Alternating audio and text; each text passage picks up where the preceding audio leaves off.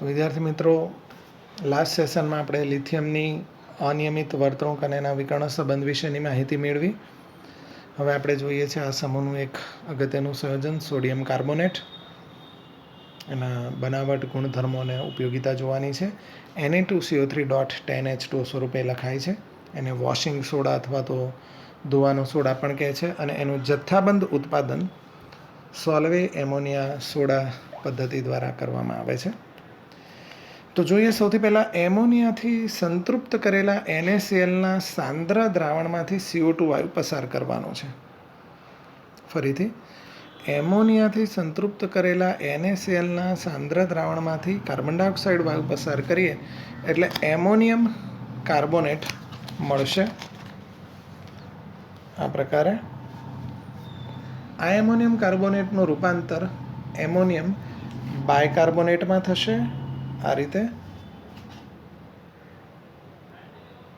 એટલે કે Na2CO3 બનાવવા માટે સૌ પ્રથમ એમોનિયાનું દ્રાવણ NaCl અને CO2ની જરૂર પડશે. ચલો, એમોનિયમ બાયકાર્બોનેટ બની ગયો. એ એમોનિયમ બાયકાર્બોનેટની NaCl સાથે રિએક્શન કરો એટલે સોડિયમ બાયકાર્બોનેટ અને નવસાર NH4Cl મળશે. જેમાં સોડિયમ બાયકાર્બોનેટની સોલ્યુબિલિટી ઓછી હોય એટલે અવક્ષેપન પામી જશે. એ સોડિયમ બાયકાર્બોનેટને ગરમ કરીશું એટલે સોડિયમ કાર્બોનેટ મળી જશે. આ રિએક્શનમાં NH4Cl ધરાવતા દ્રાવણની જ્યારે કેલ્શિયમ હાઇડ્રોક્સાઇડ સાથે રિએક્શન કરો તો એમોનિયા રિલીઝ થાય છે. કેલ્શિયમ ક્લોરાઇડ અને પાણી બને છે અને એ એમોનિયા આપણે રીયુઝમાં લઈ શકીએ છીએ.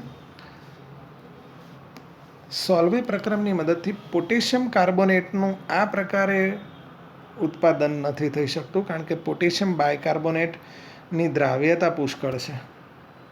એટલે KClના દ્રાવણમાં એમોનિયમ બાયકાર્બોનેટ ઉમેરવા છતાં એ અવક્ષેપિત નહીં થાય. થોડા ગુણધર્મોની વાત કરીએ. સોડિયમ કાર્બોનેટ સફેદ કલરનો સ્ફટિકમય ઘન પદાર્થ છે. ડેકાહાઇડ્રેટ તરીકે અસ્તિત્વ ધરાવે છે.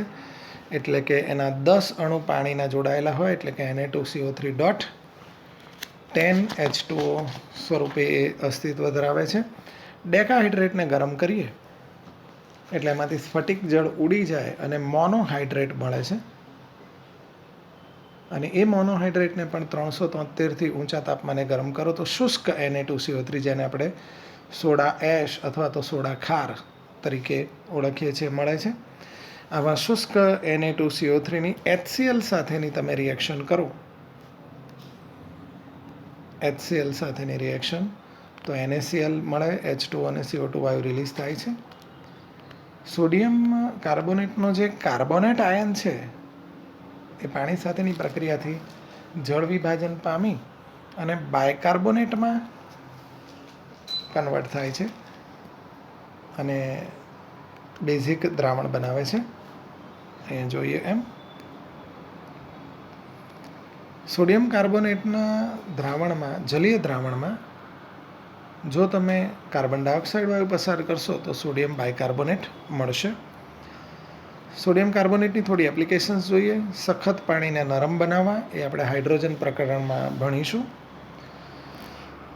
ધોબીકામમાં અને સ્વચ્છીકરણ પ્રક્રિયામાં. એ સિવાય કાચ, સાબુ, બોરેક્સ એ પણ આપણે ભણવામાં આવશે. કોસ્ટિક સોડા એટલે કે NaOH આ બધાની બનાવટમાં. કાગળ અને કાપડ ઉદ્યોગમાં. પ્રયોગશાળામાં રાસાયણિક પૃથક્કરણમાં એ વપરાય છે પ્રક્રિયક તરીકે. ત્યારબાદ એક સંયોજન છે સોડિયમ બાયકાર્બોનેટ, બેકિંગ પાવડર અથવા બેકિંગ સોડા. એની બનાવટ, ગુણધર્મો અને ઉપયોગિતા થોડી જોઈએ. સોડિયમ બાયકાર્બોનેટને આપણે બેકિંગ સોડા, બેકિંગ પાવડર વગેરે તરીકે પણ ઓળખીએ છીએ. પરંતુ આધુનિક નામ પ્રમાણે એને એની ફોર્મ્યુલા પરથી NaHCO3 પરથી સોડિયમ હાઇડ્રોજન કાર્બોનેટ તરીકે ઓળખવામાં આવે છે. તો બનાવટ જોઈ લઈએ, હમણાં પણ જોઈ હતી એમ. સોડિયમ કાર્બોનેટના જલીય દ્રાવણમાં CO2 પસાર કરશો તો સોડિયમ બાયકાર્બોનેટ મળશે. એ જ રીતે આપણે અગાઉ પણ જોયું હતું, એમોનિયમ બાયકાર્બોનેટના દ્રાવણમાં સોડિયમ ક્લોરાઇડ ઉમેરીએ તો NaCO3 અને NH4Cl મળશે. આપણે જોયું હતું આ NH4Clની કેલ્શિયમ હાઇડ્રોક્સાઇડ સાથેની રિએક્શનથી એને રીયુઝ કરી શકાય છે એવું આપણે જોયું હતું, જે અહીંયા દર્શાવેલું આપણે કે એનો રીયુઝ કરીને એમોનિયા વાયુ ક્રિએટ કરી શકીએ છીએ.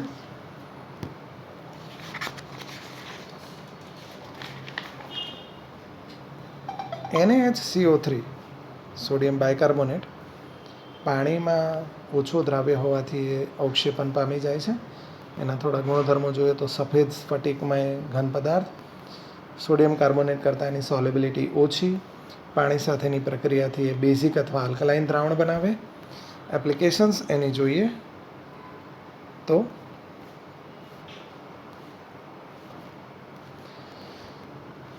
ચામડીના રોગ માટે મંદ ચેપનાશક તરીકે વર્તે છે. અગ્નિશામક તરીકે પણ વપરાય છે. એની એસિડ સાથેની પ્રક્રિયાથી CO2 ઉદ્ભવે છે, જે આગ ઓલવવા માટે વપરાય છે, આપણને ખ્યાલ છે. એને ગરમ કરતાં વિઘટિત થઈને CO2 વાયુ ક્રિએટ થાય છે, એટલે CO2ના પરપોટા સ્વરૂપે ઉદ્ભવે છે, જે હાંડવો, કેક, ઢોકળા, પેસ્ટ્રી વગેરે બનાવવા માટે અને એમને પોચા બનાવવા માટે પણ યુઝ થાય છે. હોજરીમાં એસિડિટી મટાડનાર એટલે કે એન્ટાસિડ તરીકે પણ એનો ઉપયોગ થાય છે અને પ્રયોગશાળામાં પ્રક્રિયક તરીકે વપરાય છે. ત્યારબાદ છે સોડિયમ હાઇડ્રોક્સાઇડ અથવા તો કોસ્ટિક સોડા, જેને કહીએ છીએ લાઈ તરીકે પણ એને ઓળખાય છે આમ તો એની બનાવટ ગુણધર્મોનો ઉપયોગો જોઈએ તો એનું જથ્થાબંધ ઉત્પાદન કાસ્ટનર કેલ્નર કોષમાં NaCl એટલે કે બ્રાઇન જળ એના વિદ્યુત વિભાજન દ્વારા કાર્બનનો એનોડ અને મર્ક્યુરીનો કેથોડ વાપરીને કરીએ છીએ. એનોડ પર ઓક્સિડેશન થઈ અને Cl2 વાયુ રિલીઝ થશે અને કેથોડ પર રિડક્શનથી સોડિયમ મળશે, પણ મર્ક્યુરીનો કેથોડ છે એટલે સોડિયમ મર્ક્યુરી એમાલ્ગમ અથવા તો સંવરસ આપણને અહીંયા મળશે. કેથોડ પર જે સોડિયમ ધાતુ રિલીઝ થઈ એ મર્ક્યુરી સાથે જોડાઈને હમણાં કીધું એમ એમાલ્ગમ બનાવશે. આ સમરસની હવે પાણી સાથે રિએક્શન કરવાની છે, જોઈ શકાય છે અહીંયા. તો પાણી સાથેની રિએક્શનથી સોડિયમ હાઇડ્રોક્સાઇડ અને H2 વાયુ રિલીઝ થશે. તો આ રીતે સોડિયમ હાઇડ્રોક્સાઇડ મળશે.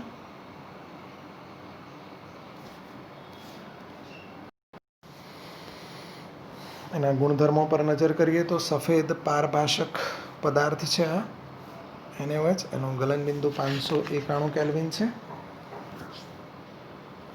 એના જે સ્ફટિકો છે એ પ્રબળ ભેજ શોષક છે.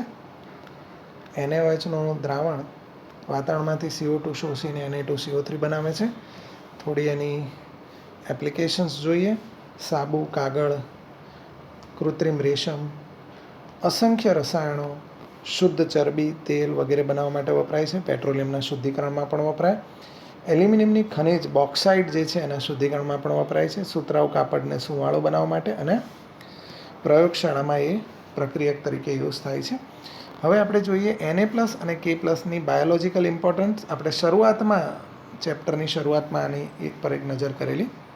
તો જોઈએ 70 કિલો વજન ધરાવતી પુખ્ત વયની વ્યક્તિ હોય તો એના શરીરમાં 90 ગ્રામ સોડિયમ, 170 ગ્રામ પોટેશિયમ, 5 ગ્રામ Fe અને 0.06 ગ્રામ કોપર હોય છે. માનવ શરીરમાં વાસ્તવમાં Na+નું જે સ્થાન છે એ લોહી પ્લાઝમામાં ઉપસ્થિત કોષની બહારની બાજુએ હોય છે.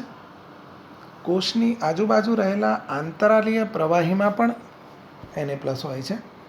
અને માનવ શરીરમાં એનું જે મુખ્ય કાર્ય છે એ જ્ઞાનતંતુ સંદેશા વહન, કોષ પડદા વચ્ચે પાણીના વહેણનું નિયમન, કોષમાં શર્કરા અને એમિનો એસિડના વહન પર નિયંત્રણ, લોહીના દબાણમાં વધારો, આ તો તમને ખ્યાલ હશે, લોહીના દબાણમાં વધારો વગેરે એના મુખ્ય કાર્યો છે. Na+ અને K+ રાસાયણિક રીતે ઘણી બધી સામ્યતા ધરાવે છે, પણ કોષરસ પટલમાંથી પસાર થવો, એમના વહન પામવાની મિકેનિઝમ અને એમની ઉત્સેચકોને એક્ટિવ કરવાની જે ક્ષમતા છે એનાથી એ અલગ પડે છે. K+ આયનો જે છે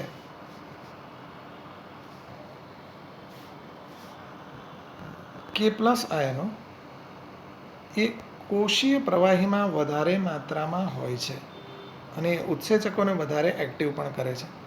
ગ્લુકોઝના ઓક્સિડેશનથી એ એટીપી એટલે કે એડિનોસાઇન ટ્રાઇફોસ્ફેટ ઉત્પન્ન કરે છે.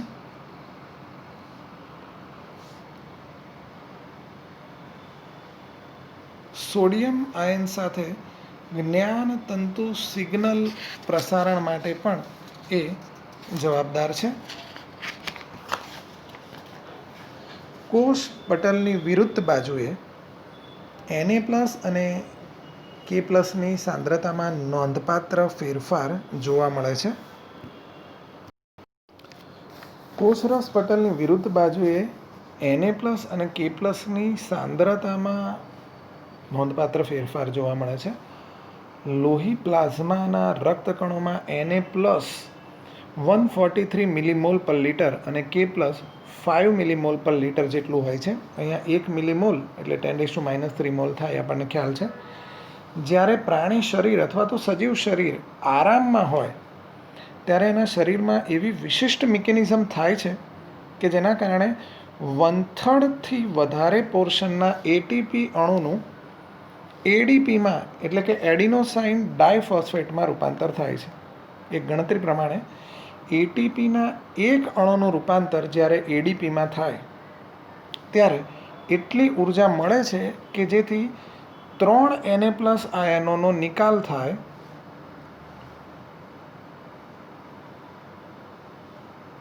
3 Na+ આયનોનો શરીરમાંથી નિકાલ થાય અને 2 K+ આયનોનો પ્રવેશ થાય. એ રીતે શરીરમાં Na+ અને K+ની સાંદ્રતા બદલાઈને અનુક્રમે 10 મિલીમોલ પર લિટર અને 105 મિલીમોલ પર લિટર થાય છે. આ પ્રકારની આયનીય પ્રવણતા એટલે કે આયનીય ફેરફાર જે મિકેનિઝમને લીધે થાય છે એને સોડિયમ પોટેશિયમ પંપ કહીએ છીએ. જો આ પંપ યોગ્ય રીતે કાર્ય ન કરે તો શરીરમાં Na+નું પ્રમાણ વધી જાય, જેથી લોહીના દબાણમાં વધારો થાય, એટલે ડૉક્ટર્સ મીઠું ખાવાનું બંધ કરાવે છે. અહીંયા એક નોંધવા જેવી બાબત, K40 એ રેડિયો સક્રિય ઘટક છે. NaCl વિશે થોડી માહિતી છે. સોડિયમ ક્લોરાઇડનો મુખ્ય સ્ત્રોત સમુદ્રનું પાણી છે.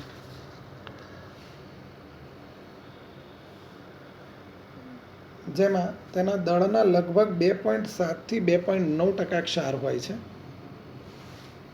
આપણા જેવા દેશોમાં સમુદ્રજળના બાષ્પીભવનથી મીઠું મેળવવામાં આવે છે. આપણા દેશમાં દર વર્ષે સૂર્ય દ્વારા બાષ્પીભવનથી લગભગ 50 લાખ ટન મીઠાનું ઉત્પાદન કરવામાં આવે છે. અશુદ્ધ સોડિયમ ક્લોરાઇડને સામાન્ય રીતે ક્ષારીય દ્રાવણમાંથી સ્ફટિકીકરણ દ્વારા મેળવાય છે. અને આ જે અશુદ્ધ સોડિયમ ક્લોરાઇડ હોય એમાં sodium sulphate, calcium sulphate, calcium chloride, magnesium chloride જેવા સંયોજનોની અશુદ્ધિ હોય છે.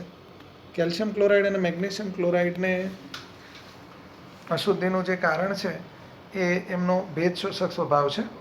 વાતાવરણમાંથી ભેજને સહેલાઈથી જે શોષી લે છે એના કારણે શુદ્ધ NaCl પ્રાપ્ત કરવા માટે અશુદ્ધ ક્ષારને પાણીમાં થોડા પ્રમાણમાં ઓગાળવામાં આવે અને અદ્રાવ્ય અશુદ્ધિઓને ગાળણ ક્રિયા દ્વારા દૂર કરવામાં આવે છે. આવા દ્રાવણને હાઇડ્રોજન ક્લોરાઇડ વાયુ વડે સંતૃપ્ત કરવામાં આવે છે, જેથી શુદ્ધ સોડિયમ ક્લોરાઇડના સ્ફટિક અલગ તરી આવે છે.